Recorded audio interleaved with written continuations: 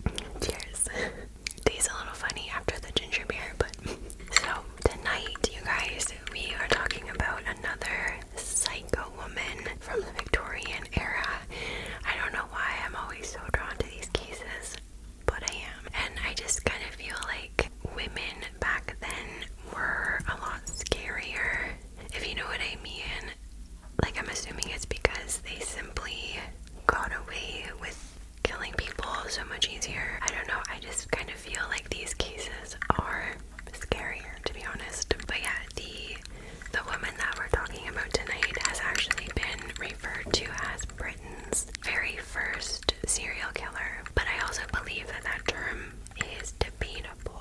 This was about 20 years before Jack the Ripper, I believe, so maybe she actually was. Nevertheless, she's just simply pure evil. There's no other way to describe her, and it's the kind of woman that we like to talk about on Friday or Monday nights here on the channel. Most people in my videos are evil, but this one in particular, it was bad. So just a little bit of a warning.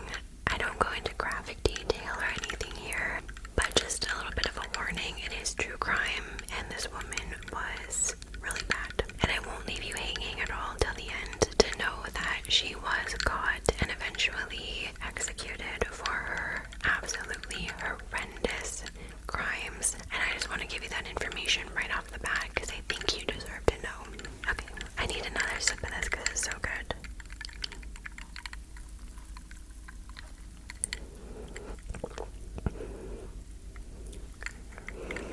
The woman that we're talking about today has also been referred to as a Black Widow, which I have talked about before, and it basically just means a woman who killed one or more of her lovers. She definitely did that, but she didn't stop there. Nope. She killed husbands, boyfriends, her best friend. She killed her own mom, and then the worst part is that she killed her own children. So that is definitely the warning.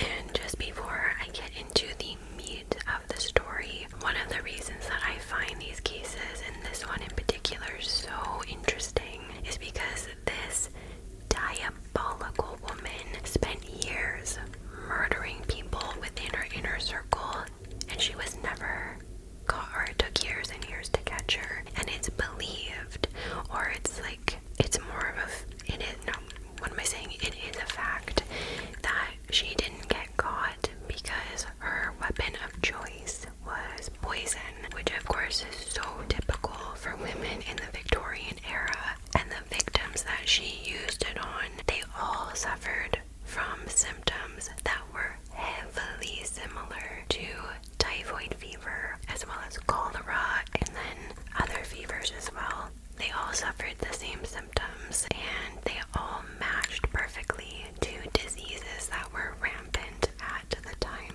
So that was why it took so long to catch her. And then in addition, because all of the children that she poisoned were also misdiagnosed with these fevers and diseases, it's so sad, but the child mortality rate in the 19th century was just so high that nobody blinked an eye until, of course, this dumbass made a huge mistake, and she was finally caught because of it. And it was just a simple conversation that she had with somebody that ruined her and got her caught. But I'm not going to tell you what that was. You have to watch the video to find out.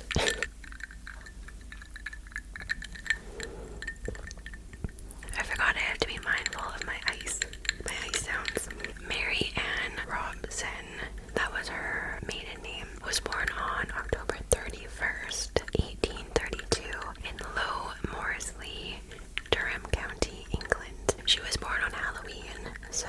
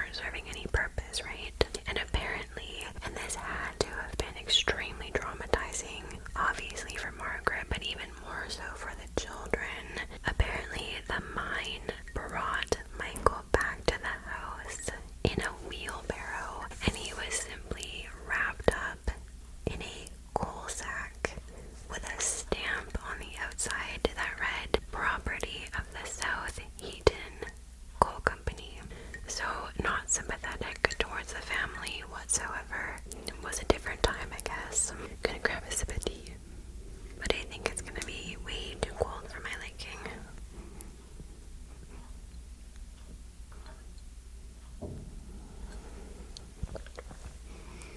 I need to bring a microwave down here. That would be good. So, poor Margaret. She loses her husband, she loses her home, and she loses all of the income that their family had coming in at the drop of a hat. And as I said, Mary Ann grew into an evil woman. But right now, I am simply talking about the innocent little girl that she was at one point in time. She loses her father, she watches her mother lose her husband, and panic over what she's going to do financially to raise her and her brother. And then the instability of getting kicked out of their home on top of it. Like, imagine how traumatic that must have been for both of them, right? For both children. And again, I am not defending the woman. I am simply saying that her early life was awful. That's all. Yeah. So good. Margaret ends up remarrying within 1 year to another co-worker, and I don't know if it was true love or not. It is assumed that she simply did this to keep her family from being homeless. She had to do what she had to do. But yeah, they got to stay in the mining village, I believe. She married a man named George Stott when Mary was around 10 years old. Mary and her stepfather did not get along whatsoever, and Mary Ann left the home basically as soon as she could. I think she was 16. She might have been a little bit younger.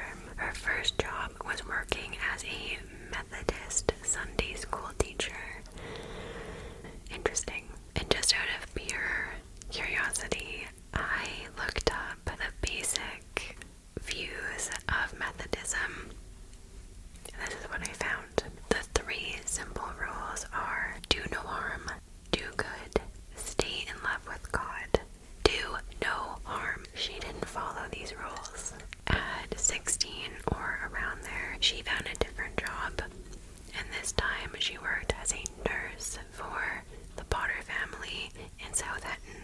So the father, named Edward Potter, was a manager at Merton Colliery, and this was a very, very wealthy family. So Mary ended up living with them, working for them, and she really grew accustomed to their beautiful, lavish, high-class life. And it's believed that this is where her desires for wealth and gaining access to that higher society really kind of took root. But she loved working for this family, and the Potters spoke very highly of her. And it's important to point out that no deaths happened while she was working for them. So she didn't kill anyone as a teenager, I guess. She ended up leaving that job when she was 18 or 19 years old, and the only reason was because the Potter's children were sent away to boarding school, so her services weren't needed there anymore. And since the Potter's house had been her home for a few years, she had no choice but to return home to her mother and her stepfather's house. Yeah. So that was what she did. And then after she moved home, she started working as an apprentice dressmaker, and it was here where she started dating William Mowbray, and she got pregnant. So at 19, she marries 35-year-old William Mowbray, basically just to make the pregnancy look legitimate. After the marriage, they moved to Cornwall, where William got another job with the railroad. And then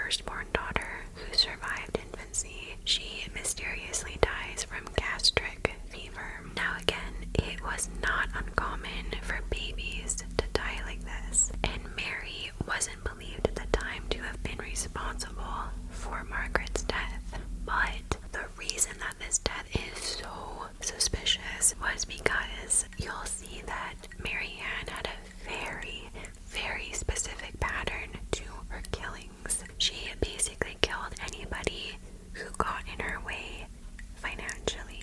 Babies are expensive and stressful, especially when your husband is away on a steamboat for months and months at a time. Shortly after her death, they welcomed another daughter that they named Margaret Jane, and about 2 years after that, they had their first son, who they named John Robert William. And it was at this point, especially after losing one of their children, William had taken life insurance out not only on himself, but also on the children.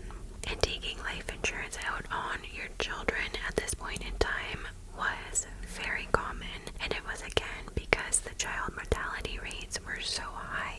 But when little John was 1 year old, he got really sick, just like his sister, and his symptoms included fever, diarrhea, nausea, etc. And all of his symptoms pointed to gastric fever, the exact same disease that his sister had passed away from. William returns to work on the boat, and then after months and months and months, he finally comes home due to a leg or a foot injury. It was not a disease. That is important to point out. It was simply an injury. And he dies within 2 weeks of returning home to his wife. And again, he was perfectly healthy. But as soon as he returns home to his sweet, loving wife, Mary Ann, he strangely starts developing nausea, vomiting, diarrhea, all of the exact same symptoms as his babies. And he had just excruciating stomach pain. Again, vomiting. He literally could not keep anything down. And he passed away in January of 1865. Mary then pretty much the next day goes and she collects a big old life insurance payout from her husband.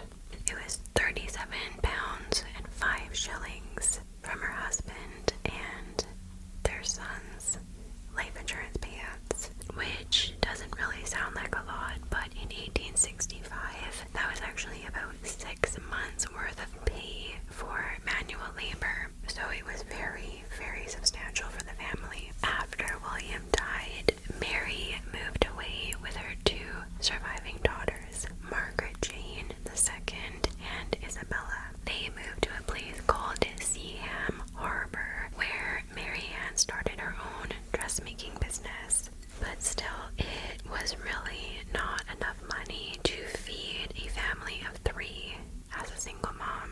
And it was during this time that Mary Ann met a man named Joseph Natras, or Natras. I'm gonna say Natras. They weren't dating, they were just having fun with one another in a very intimate relationship, because Joseph was engaged to another woman and he refused to leave his fiancée for Mary. Most sources say that they did meet after Mary moved to Seaham Harbor, but you have to wonder if little old Mary here got a little lonely when her first husband went away at sea for all of those months. Come on, I am pretty sure that's what happened. She got lonely. Joseph swept in and destroyed that loneliness. You know what I mean? But that just leads me into my next question, because if she had been having an affair with Joseph while she was still with William, was that the reason that she got rid of her husband just so she could be with Joseph? And was that the reason that she moved to Seaham Harbor? That would make a lot of sense, right? Or was it all just a coincidence? I have no idea. This was a very long time ago. That has to be the reason. I'm almost certain of it. I think Mary followed Joseph there to try and break him and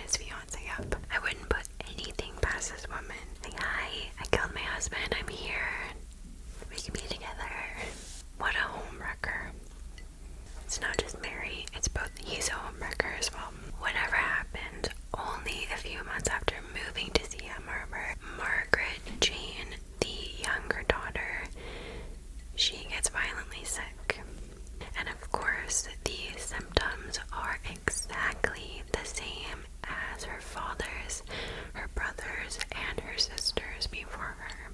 The little girl has crippling stomach pain, nausea, vomiting, severe dehydration, and again, she cannot keep any liquids down or food down. And of course, her doting mother, Mary, had been right there by her side, just as she had been with her husband and her other children, with a big old, delicious, warm teapot, as well as soup. The perfect things when you're really sick, right? Except in this situation, Mary had been filling that teapot and that soup pot with arsenic.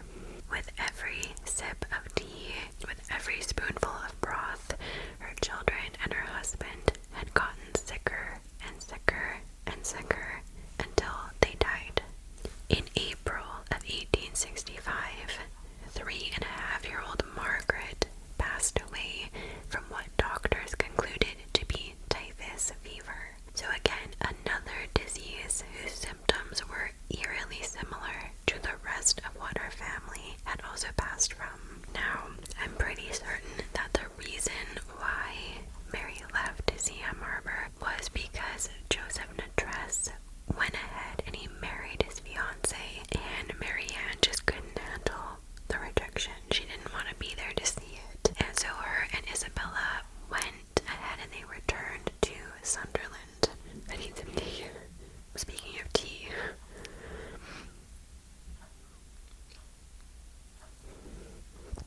here, Mary sent Isabella away, thank God, to go and live at her grandmother's house, maternal grandmother. And then Mary took a job at Sunderland Infirmary, House of Recovery for the Cure of Contagious Fever Dispensary and Humane Society. The absolute irony in that job placement. That same year, she is working hard. Well, not really. She's working at the infirmary, and it's kind of, I'm allowed to say it because this woman was a murderer. She is a diabolical piece of garbage, and I'm allowed to say it. Basically, many people say, like, Mary wanted a life of luxury, right? From the moment she had worked at the Potter House as a teenager, she wanted to climb the status ladder and get into the higher classes. And it said that in order for her to get away from these like dirty, low-paying jobs, in order to get into the higher classes, she relied on her beauty. Beauty. I don't see it. Is it just me? I'm allowed to say she's a murderer. But it worked. Marianne put on that charm that so many of these psychopathic, crazy, ridiculous women seem to have for some weird reason. And while working at the hospital, she plucked herself a wealthy little gentleman right from his hospital bed. Yeah, he was one of her patients. And I don't know why, but I keep picturing like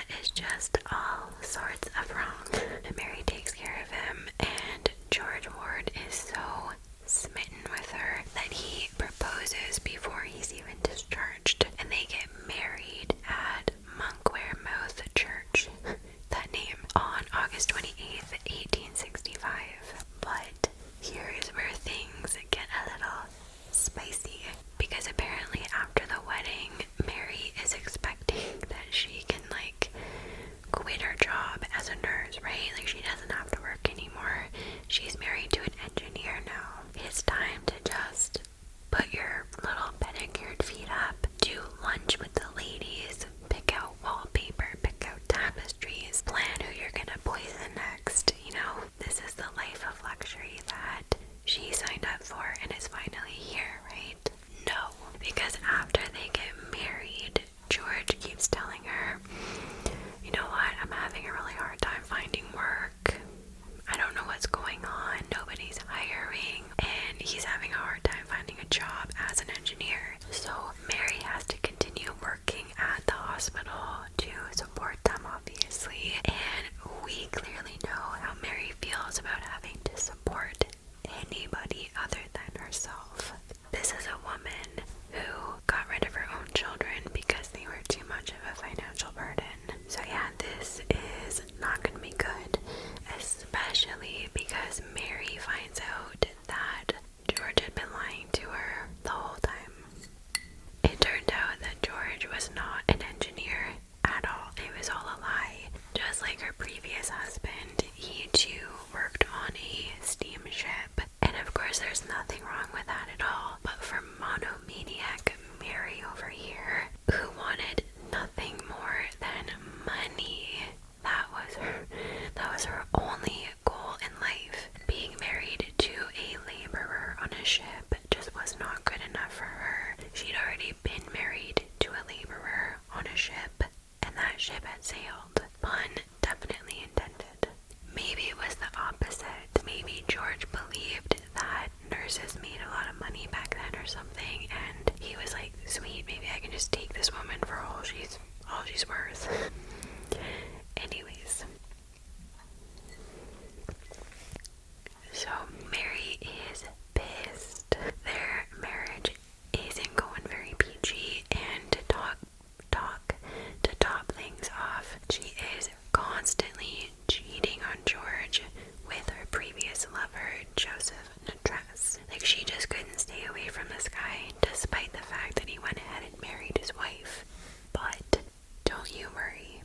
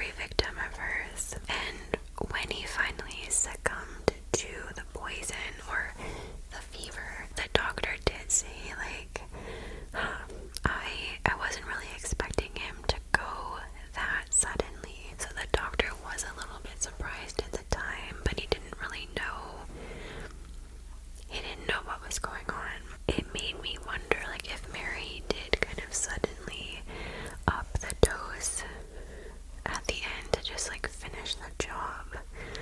Like maybe it was taking too long for her. I don't know. I'm just saying the doctor thought something was a little bit off, but he didn't suspect poisoning. That's all. Poor George Ward. He died in October of 1866. Mary refuses a post-mortem because, of course, she goes and she collects that insurance money the next day, and immediately after his funeral, she goes on vacation with the nice fat check that she just got after his death. For a murderous scam artist, what an idiot. Like, you couldn't even wait a couple weeks, a couple months to at least pretend to be a little bit sad.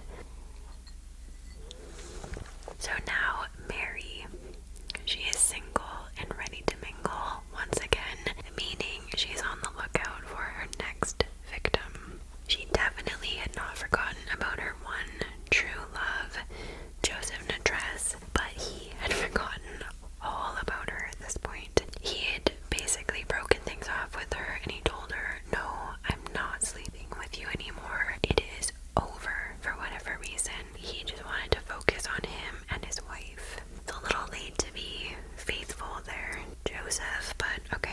So Mary and Joseph are done for now, but like I said, this is like her guy that got away. It's the one that got away from her, and he'll be back. He'll be back. My tea is so cold. I'm so sad. It's too cold. So Mary moves from Seaham Harbor to Sunderland. I believe she's lived there a few times at this point. It's hard to keep track of this woman. But here she applies for another job. So remember her first job working as a nurse slash housekeeper for the Potter family, where it was believed like her dreams and aspirations of becoming rich really came into play. Here she found the perfect opportunity once again to do that sort of work and just live with those types of people who would give her access to that wealth and all of those beautiful things. Beauty. It's spicy. I love it though. So a man named James Robinson had recently been widowed when his wife Hannah died, and he was left all alone with 5 children, and he needed a housekeeper. Monstrous Mary comes along, and of course she just presents herself as like perfect for this position. She has an amazing resume. She has references from her job at the infirmary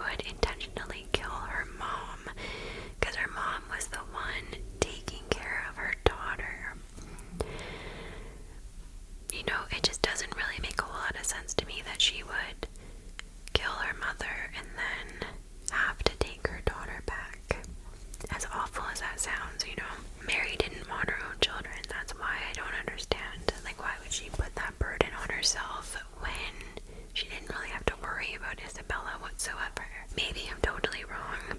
I don't know. I hope I am. It's just some food for thought. I did read that immediately after Margaret's death, Mary Ann's stepfather immediately went and shacked up with the neighbor who was also a widower. So maybe that was why she had to take Isabella. I don't really know. Maybe. Anyway, Mary and Isabella then returned to Sunderland, which is going to be their new home. And I guess it was just because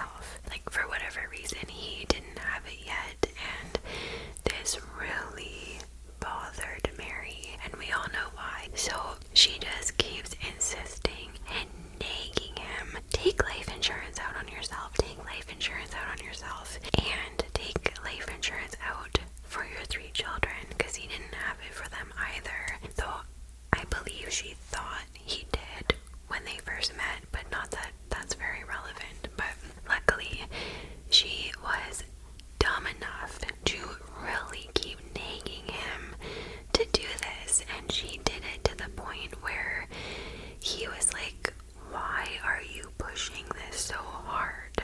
What is going on? Why are you nagging me on this? Like, I am perfectly healthy. She was just so obsessed with money, and this is where she kind of started to mess up a little bit, because despite having everything that she needed and being married to a very wealthy guy, she started stealing from her husband at that point. James would ask her to take cash from the house and bring it to the bank on his behalf, and she just started pocketing it. You didn't really think that one through, did you, Mary? Did she not know that he would eventually notice? Or I don't know. Like I said, I don't understand how she got away with this for so long, because she was very dumb. Very dumb. She'd also begun accumulating some pretty serious debt in his name. I guess she was just doing a ton of shopping. I'm not really sure. But the debt was almost £100, which was a really big deal. And then perhaps the worst part was that James's remaining 2 children, they went to their dad and they told him, hey, Mary, or our new stepmom, she has been forcing us to take valuables from the house and go and pawn them for cash.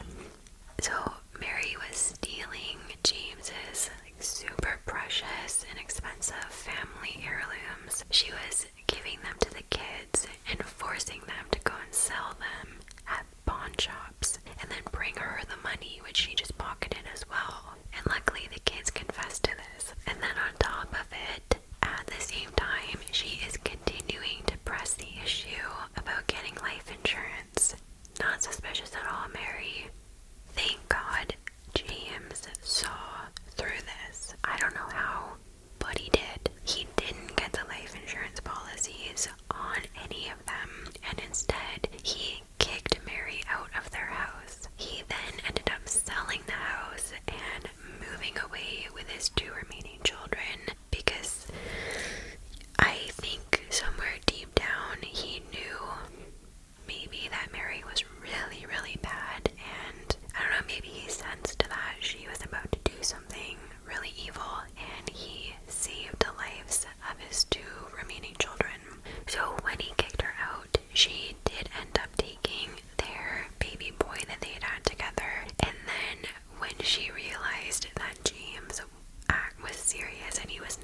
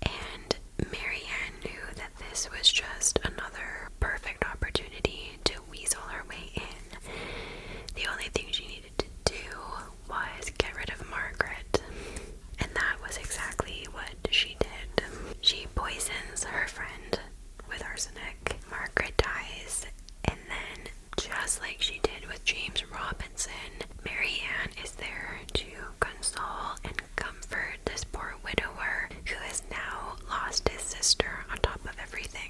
And once again, through her comforting ways, she gets pregnant with Frederick Cotton's baby, and the two of them get married in September of 1870. So again, I think Mary Ann knew that Frederick was not wealthy.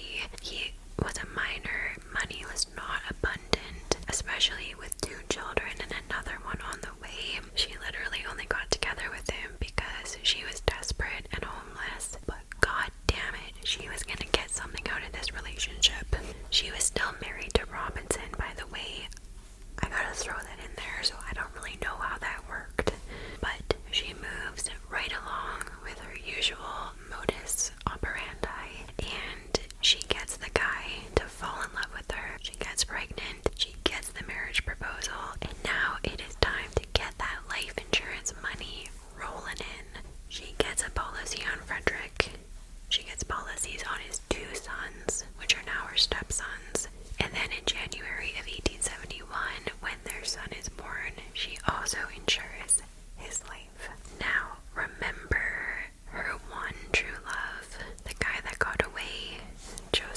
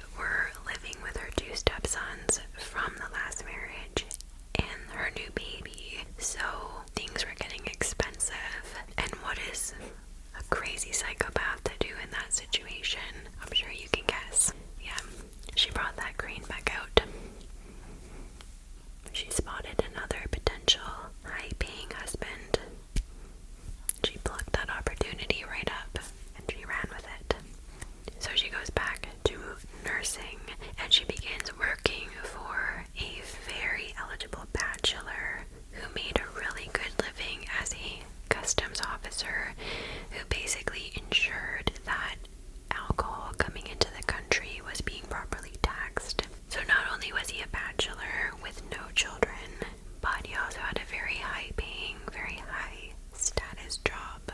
No more minors for Mary, no more children baggage either. This was the perfect opportunity for her. This man's name was John Quick Manning, and he needed a nurse at the time because he was actually recovering from smallpox. So Mary Ann quickly put that charm of hers back on, and she plans to marry this guy, so she gets to work right away. But the only thing standing in her way was her current boyfriend Joseph, her remaining biological child, and then her 2 stepsons. So in March of 1872, she attempts to poison all of them. This woman gives arsenic to 4 people at the same time. She had reached a level where she really thought she was never gonna get caught. The first to pass was one of Frederick's sons. The next was her biological son.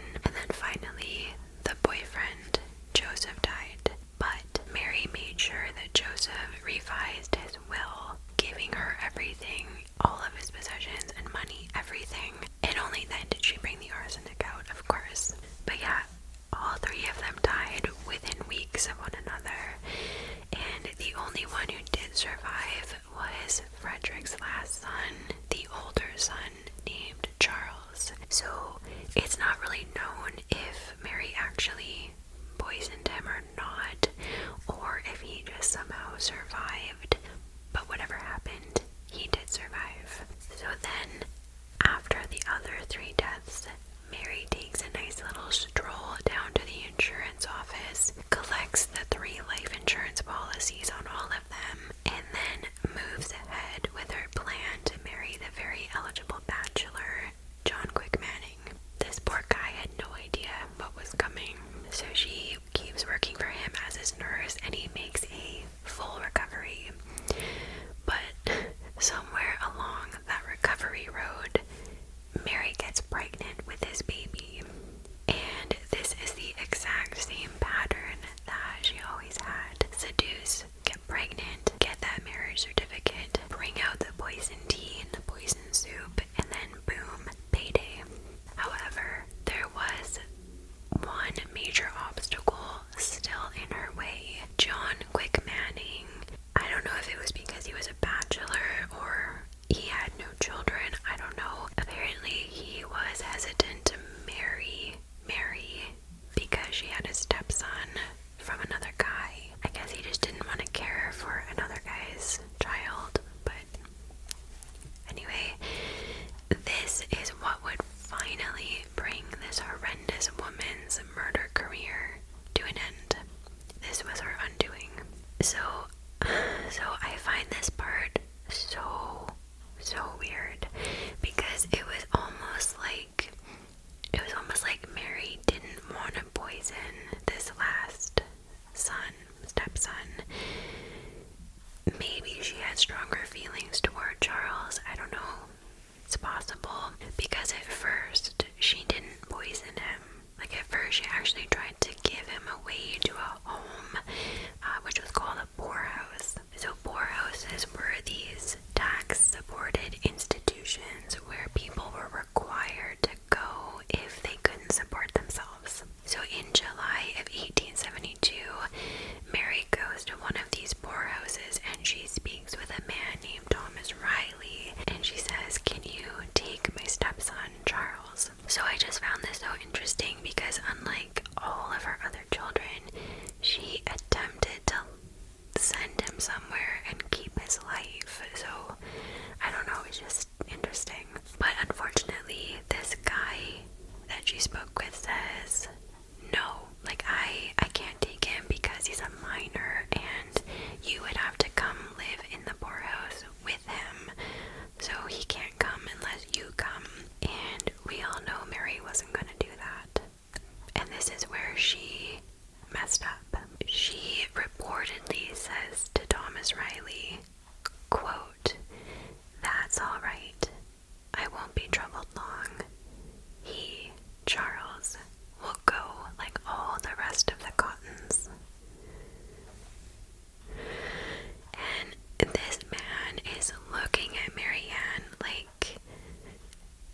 That's weird. What the hell are you talking about? He's looking at this young, healthy boy who is perfectly fine, and his stepmother is basically saying, like, he's soon gonna die an agonizing death like the rest of his family. What the hell are you talking about? He's not even sick.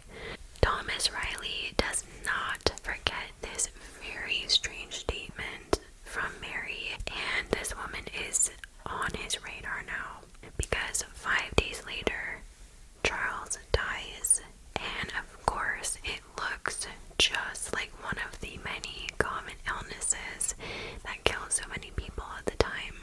That same day, Marianne goes to the insurance agency to collect Charles's life insurance. But luckily, Thomas Riley was actually one of the first people to hear about the boy's death, and remembering that really weird statement, he went to police right away, and he tells them, okay, something isn't right here. Like, I believe his stepmother had something to do with his death. And he tells police, just don't write a death certificate. Like, you guys you have to look into it a little bit more. You have to get the coroner to do a proper examination. And it was because of Thomas Riley's report that the insurance agency refuses to give Mary his life insurance. They say, like, yeah, we can't give it to you. We can't give it to you. We can't give it to you yet, because police are gonna go ahead and do a proper postmortem. And of course, Mary had said no to the postmortem, right? But she didn't get a choice this time around. I just got really cold all of a sudden. I don't know if you can see me shivering.